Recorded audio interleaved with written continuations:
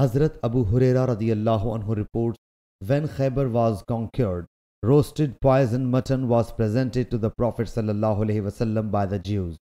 The Prophet sallallahu alaihi wasallam said, "Summon all the Jews present here to me." And they were summoned.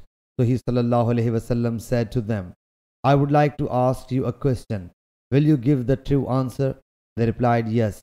So the Prophet sallallahu alaihi wasallam asked, "Who is your grandfather?" They replied, "So and so."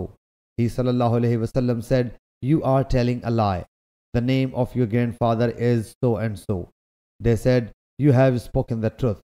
He sallallahu alaihi wasallam said, "If I ask you a question, will you give the true answer?" They replied, "Yes, O Abul Qasim. If we tell a lie, you will know it as you have known it regarding our grandfather."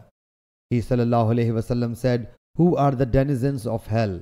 They replied, "We should remain in hell for a few days. Then afterwards, you will replace us."